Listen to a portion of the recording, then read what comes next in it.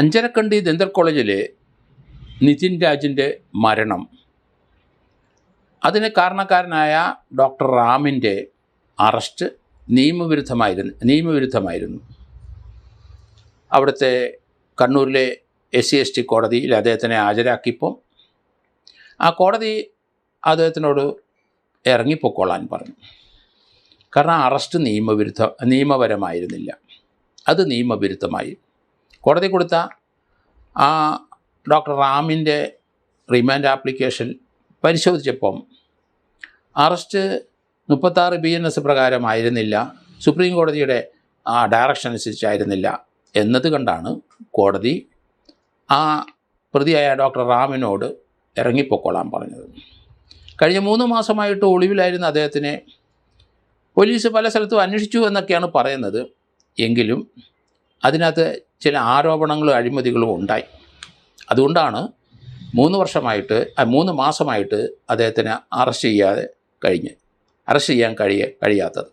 അദ്ദേഹം ആന്ധ്രാക്കാരനാണ് എങ്കിലും അത് കൂർഗിൽ അദ്ദേഹത്തിൻ്റെ പെങ്ങളെ വീട്ടിലുണ്ടായിരുന്നു. അവിടെ നിന്നാണ് അറസ്റ്റ് ചെയ്ത് ഇവർ കൊണ്ടുവന്നത്. അത് കോടതിയുടെ ഇടപെടലും ഒക്കെ ഉണ്ടായിക്കഴിഞ്ഞപ്പോഴാണ് ഇത് രംഗം ചൂട് പിടിച്ചത്. അയാളെ പെട്ടെന്ന് അറസ്റ്റ് ചെയ്ത് അവിടുത്തെ കേസിൻ്റെ അന്വേഷണമായിരുന്ന DYSP സുധീർ കല്ലനും അതിൻ്റെ സൂപ്പർവൈസറി ഓഫീസറായിരുന്ന SP KC വേണുഗോപാലും അയാളെ അറസ്റ്റ് ചെയ്ത് ഹാജരാക്കിയത്. പക്ഷേ അറസ്റ്റ് അത് നിയമപരമായിരുന്നില്ലാത്തതുകൊണ്ട് പോലീസ് വെള്ളം കുടിച്ചു. ഹൈക്കോടതിയുടെ ശ്രദ്ധയിൽ ഈ കാര്യങ്ങൾ വന്നു. ജസ്റ്റിസ് ബദറുദ്ദീൻ്റെ ബെഞ്ചിലായിരുന്നു. അവിടെ ഈ അറസ്റ്റ് ചെയ്തവർ ഉദ്യോഗസ്ഥന്മാരെ ഹാജരാകാൻ പറഞ്ഞു.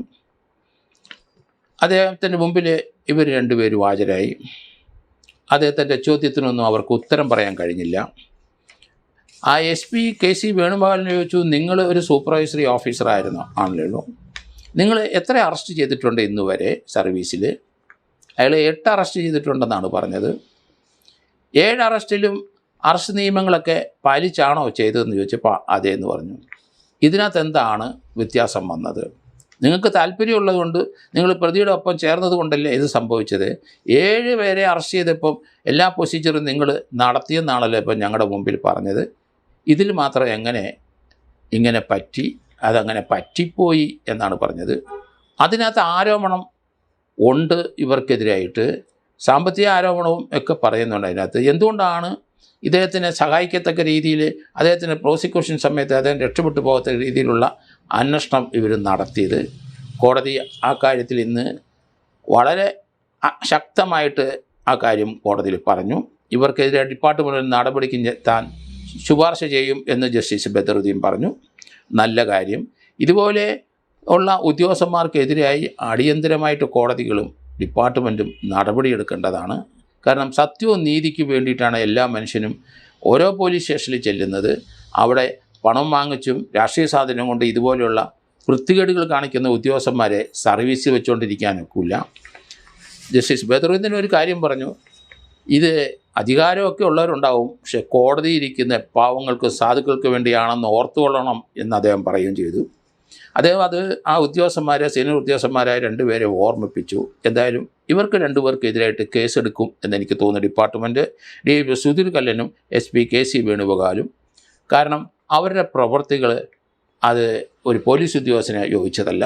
ഇത്രയും വലിയൊരു സംഭവം ഉണ്ടായി. ഒരു മൈനറായ കുട്ടി, BDS പഠിക്കുന്ന 2nd ഇയറായ കുട്ടിയെ, അദ്ദേഹത്തിൻ്റെ മരണത്തിന് ഉത്തരവാദികളായ ഈ റാമും അതുപോലെയുള്ള ചില വ്യക്തികളുമുണ്ട് ആ കോടതിയിൽ, അവരുടെ കോളേജിൽ. അവർക്കെതിരായിട്ട് അതിശക്തമായ നടപടിയെടുക്കാൻ ബാധ്യസ്ഥരായ പോലീസ് ഉദ്യോഗസ്ഥന്മാർ അതിനകത്ത് കള്ളം ചേർത്തു, അതിനകത്ത് പ്രതിക്കൊപ്പം ചേർന്നു, പ്രതിയോടൊപ്പം നടന്നു, പ്രതിയുടെ നിന്ന് ഏതെങ്കിലും രീതിയിലുള്ള സഹായങ്ങൾ അല്ലെങ്കിൽ കൈപ്പറ്റിയിട്ടുണ്ടോ എന്നൊക്കെ കോടതിക്ക് സംശയമുണ്ട്. അല്ലെങ്കിൽ ഈ രീതിയിലുള്ള പ്രവൃത്തി കാണിക്കില്ല എന്ന് തോന്നുന്നു. എന്തായാലും ഇപ്പോഴേ അവർക്കെതിരായിട്ട് അതിശക്തമായ നടപടിക്ക് കോടതി ശുപാർശ ചെയ്യും എന്നാണ് മനസ്സിലാകുന്നത്. എന്തായാലും ഇപ്പം പുതിയ SPയും പുതിയ സംഘവും ഇപ്പം വന്നു. അവർ ആ സെഷൻസ് കോടതിയിൽ തന്നെ ആ പ്രതിയുടെ അറസ്റ്റിന് അനുവാദം വാങ്ങിച്ചു, അറസ്റ്റ് ചെയ്തു, പ്രതിയെ റിമാൻഡ് ചെയ്യുകയും ചെയ്തു. ഈ മാസം 27 മുതൽ 5 ദിവസത്തിന് പോലീസ് കസ്റ്റഡിയിൽ ഡോക്ടർ റാമിനെ കോടതി അപേക്ഷ കൊടുത്തു എന്നാണ് മനസ്സിലാകുന്നത്. ഏതായാലും സുധീർ കല്ലനും എന്ന DYSPയും KC വേണുഗോപാലും തീർച്ചയായിട്ടും കോടതിയുടെ റിപ്പോർട്ട് അല്ലെങ്കിൽ കോടതിയുടെ വിമർശനം മനസ്സിലാക്കിയ ഡിപ്പാർട്ട്മെൻറ്റ് ഇവർക്ക് രണ്ടുപേർക്കും എതിരായി നടപടിയെടുക്കേണ്ടി വരും, രണ്ടുപേരെയും സസ്പെൻഡ് ചെയ്യേണ്ടി വരും എന്നാണ് ഞാൻ കരുതുന്നത്.